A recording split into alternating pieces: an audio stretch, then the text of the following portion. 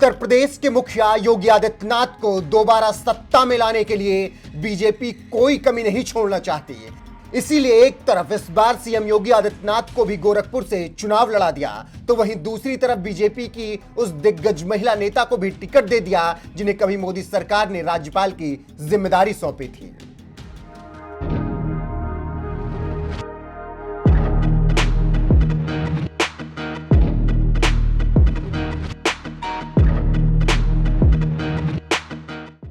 करीब 3 दशक से भारतीय जनता पार्टी से जुड़कर आगरा की जनता की सेवा करने वाली दिग्गज महिला नेता बेबी रानी मौर्य को मोदी सरकार ने साल 2018 में उत्तराखंड का राज्यपाल बनाकर एक बड़ी जिम्मेदारी सौंपी थी। लेकिन इस यूपी चुनाव में दलित वोट साधने के लिए बीजेपी ने बेबी रानी मौर्य को चुनाव लड़ाने का प्लान बना दिया, क्योंकि वो पश्चिमी यूपी में एक बड़ी दलित नेता मानी जाती हैं। इसीलिए बीजेपी की चुनावी रणनीति को देखते हुए पिछले साल सितंबर में ही बेबी रानी मौर्य ने उत्तराखंड के राज्यपाल के पद से इस्तीफा दे दिया। इधर बेबी रानी मौर्य का इस्तीफा हुआ और उधर बीजेपी ने उन्हें पहले पार्टी उपाध्यक्ष बनाया, फिर आगरा ग्रामीण सीट से चुनावी मैदान में उतार दिया। इस सीट से हेमलता दिवाकर बीजेपी की सिटिंग विधायक थी, लेकिन इसके बावजूद बीजेपी ने उनका टिकट काटकर बेबी रानी मौर्य को मैदान में उतारा।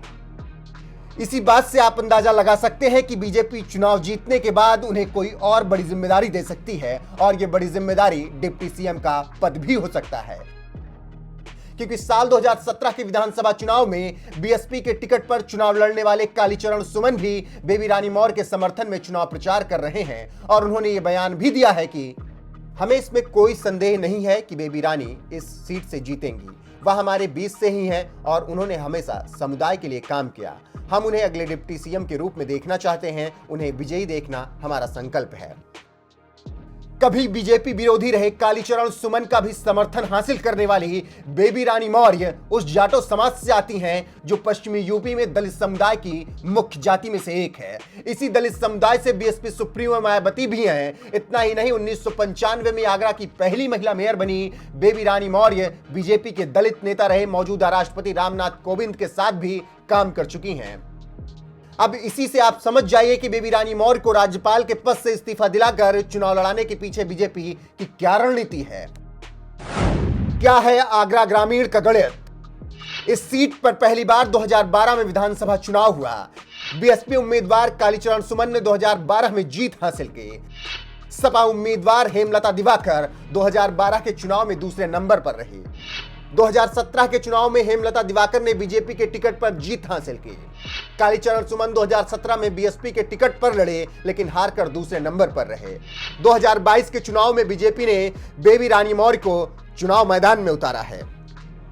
कभी बीएसपी में रही हेमलता दिवाकर जहां आगरा ग्रामीण सीट से सिटिंग विधायक हैं, तो वहीं बीएसपी के ही टिकट पर 2012 में जीत चुके कालीचरण सुमन भी बीजेपी के पक्ष में चुनाव प्रचार कर रहे हैं। वो बेबी रानी मौर्य को जीत दिलाना चाहते हैं, लेकिन इस सीट से जीत हासिल करने के लिए उन्हें बीएसपी उम्मीदवार किरण केशरी और सपा आरएलडी गठबंधन उम्मीदवार महेश कुमार जाटव से टक्कर लेनी पड़ेगी। अब देखना यह है कि इन दोनों विरोधियों को मात देकर बेबी रानी मौर्य कैसे आगरा ग्रामीण सीट पर कमल खिलाती हैं।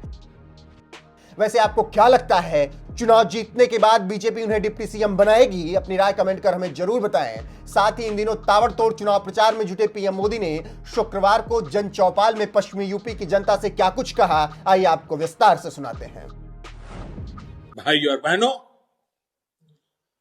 माफिया से इस लड़ाई में हमारी सबसे बड़ी ताकत हमारी माताएं हैं, हमारी बहनें हैं, हमारी बेटियां हैं। उत्तर प्रदेश की बहनों बेटियों ने, विशेष रूप से गरीब, दलित, पिछड़े वर्ग और मुस्लिम बहन बेटियों ने सुशासन के डबल इंजन का अनुभव इन 5 वर्षों में किया है। दंगाइयों और दबंगों को खुली छूट देने वालों की सरकार ने सबसे बड़ा हित बहनों का, बेटियों का किया है। भाजपा डंके की चोट पर कह रही है कि दबंग और दंगा राज यूपी में अब नहीं लौट सकेगा। बीते 5 वर्षों में कानून का राज स्थापित करने के लिए पुलिस में लगभग 1.5 लाख भर्तियां हुई है। इसमें और इससे पहले के 15 सालों में 1.25 लाख से भी कम भर्तियां हुई थी। इसमें भी अगर बेटियों की भागीदारी देखी जाए तो 2017 से पहले यूपी में 12,000 से भी कम महिला पुलिसकर्मी थी, जबकि योगी जी की सरकार ने सिर्फ 5 वर्षों में 20,000 से अधिक बेटियों को पुलिस में भर्ती किया है। नारी की सुरक्षा, सम्मान और अवसर के ऐसे ही अनुभव के कारण यूपी की बहन बेटियां कह रही है, फर्क साफ है। भाइयों और बहनों, जब मैं दंगाइयों को आए दिन बंदूक की नोक, चाकू की अणी पर खेल खेलने वाले लोग योगी जी की सरकार को सहन नहीं कर सकते। वे पूरी ताकत लगा देंगे कि योगी जी फिर से ना आए। मैं उत्तर प्रदेश के लोगों को कहना चाहता हूं,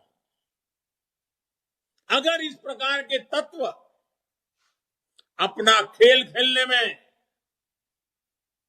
थोड़े से भी सफल हुए तो ये देश में, उत्तर प्रदेश में पक्का कर लेंगे कि कोई उनको हाथ नहीं लगा सकता है।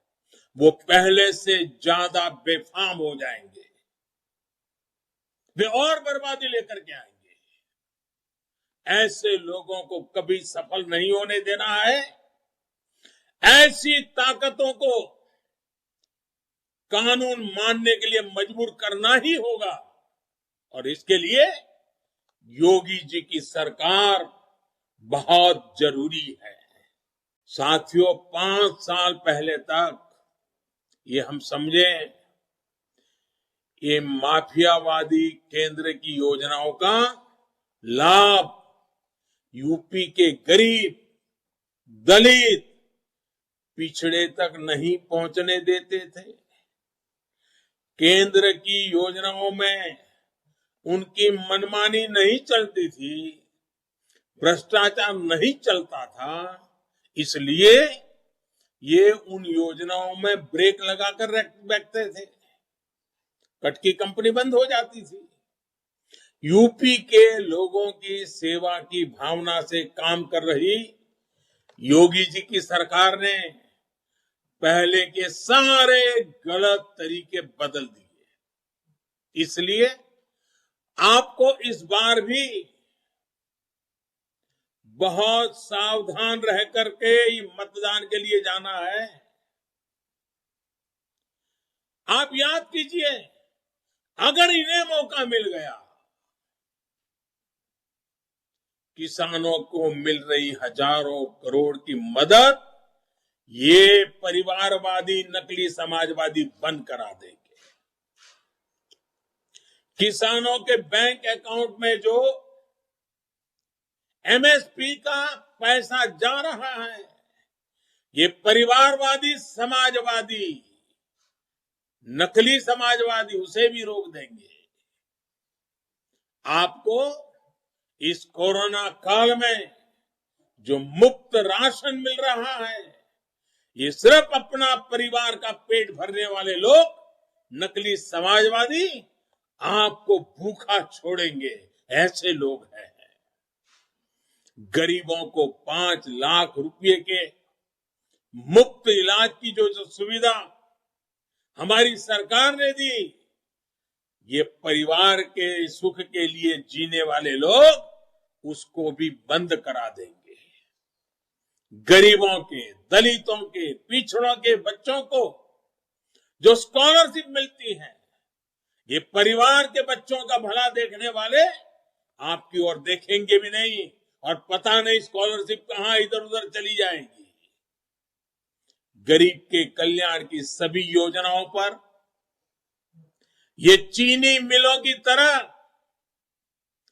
ताला ही लगाने वाले हैं और कुछ वो कर ही नहीं सकते हैं।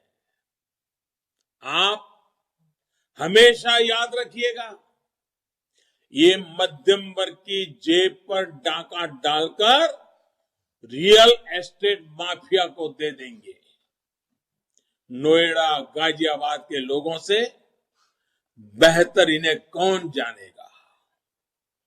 राशन माफिया से लेकर कमीशन माफिया तक, ठेका माफिया से लेकर खनन माफिया तक, नकली, कहने के समाजवादी और पूरी तरह परिवारवादी फिर पुराने अवतार में आने के लिए तैयार बैठे।